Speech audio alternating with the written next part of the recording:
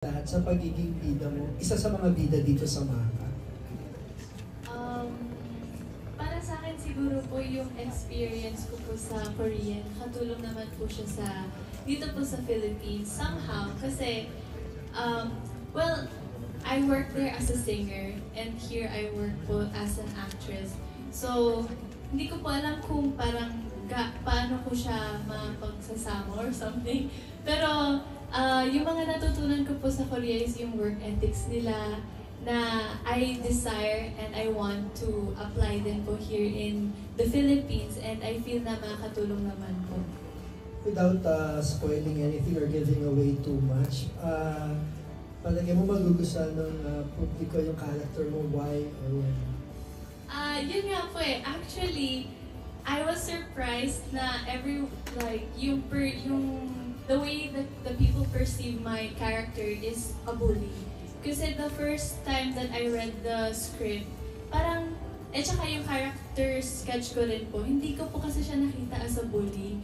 So, it's up to the viewers to judge po if they think na she's a mean girl. But for me, I just really feel na she just really has her ways to, yung parang the way siya mag-react sa situations and the way siya mag-decide on things, I feel na it's just different siguro. And meron din kasi siyang mga deeper na pinagdadaanan because of that. Siguro kasi bias lang po ako sa role ko. So yeah. But it's up for the viewers to judge po if she's really a bully. Shanti, bonus question. Will you be prioritizing acting over music at this point? Sa ngayon po, dahil wala po kami masyadong schedules po sa Korea and yung members ko naman po, even if we're not doing something right now together, they're still working po and they're still doing stuff in Korea like practicing. And siguro po, we'll just juggle it. Kung may work po dito sa Philippines, dito po sa GMA, I will make time for it. And kapag nagkaroon po kami ng schedule sa Korea as a group, and kung ano man pong schedule namin as a group, hindi lang po sa Korea but in other places, we'll also make time for that. So, it's a mix of both po siguro. Thanks, congratulations. Thank you po. Thank you so much, Mr. Jojo Panaligan of Writer.ph. Next question. Little scene that na konting exchange ko. And I pray to God that it will work for all of us. Because they're all starting their life. I'm going to the end of my life. So, for me, I'm very... For this show, as a inspiration. Ay po, magandang hapon Sir Alan. Magandang hapon po sa inyong lahat. Maraming salamat for making time para po ipakilala namin itong show na ito sa inyo. Ang laki po nitong sugal from everyone and especially from GMA Public Affairs to do this story. Kasi iba po siya.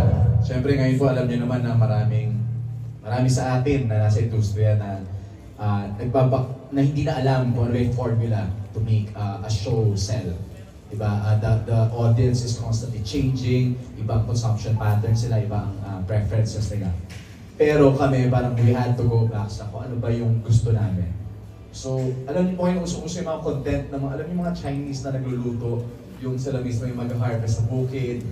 Kasi generally, globally, I think we all just wanna go home. So feeling ko yun po yung core ng palabas na ito. It's your way to go home sa kung saan yung mas simple, mas tahimik, but still as colorful and interesting. So yun po yung kwento ng Maka. Ako ay lumaki po ako na public school ako nag-aaral mula kinder hanggang college. And alam ko na ang daming mga stories doon na hindi nauungkat. So ito po yung isa naming paraan para ipakilala yon. And on top of that, growing up as a panganay, pinalaki din po ako ng teleserye. So that's what I want these kids to be for the audience. Na sila yung maging ate kuya ng mga walang ate kuya. Na ma-mirror nila yung stories and struggles ng mga taong yun. Ayun, salamat. Then, correct me if I'm wrong, pero parang may music, din siya, diba? Component. Can you talk about yung part na yun ng show? Hello, can you sing? Ready na ako. Tired for 3. Sabi mo, joke.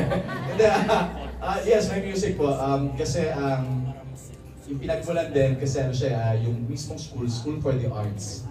And ako, I think 2 years ago, I was invited to give a film workshop sa Takurong sa Mindanao. And I found out that Lav Diaz was from that hometown. Tapos ang exciting for me na Lav Diaz came from this town. Alam mo yung akala mo tahimik lang na mundo, walang nangyari, pero it produced a very talented filmmaker. And then ako din, from my hometown naman in San Jose, Nueva Ecija, I was in high school when I realized that Nino Broca grew up there. So pinanganak po siya sa Bicol, doon siya lumaki. And nung high school ako, bored ako sa probinsya kasi parang walang nangyayari, Kalabaw, Bukid, everyday, ganyan. So parang, paano ako magiging artist? Paano ako makakagawa ng something colorful? Pero hindi pala. Pwede kang tumitig sa seemingly blank and seemingly plain, and yet you can create the most layered, the most effective content. So yun yung pinagpumulan na kaya gusto namin mag-hard point sa art and music side.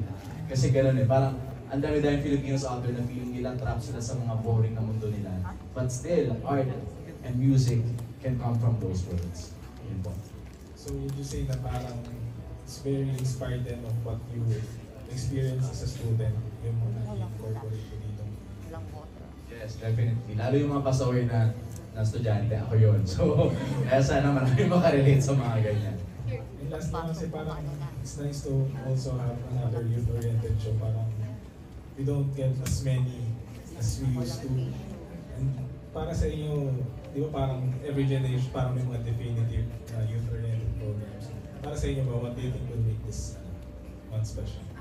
I think listening to the entire cast, I think ang pinaka-special element about this show is that we have teenagers from different generations. And lahat tayo nagdaan dun, we were once teenagers.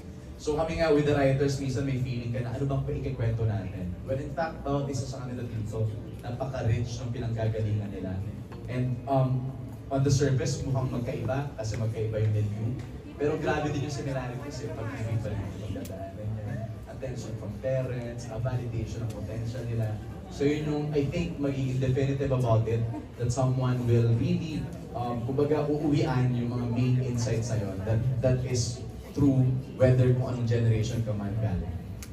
Sorry, may phone-in question daw. Parang, is it in any way inspired of the series Dream High? Kasi parang, she also saw some similarities.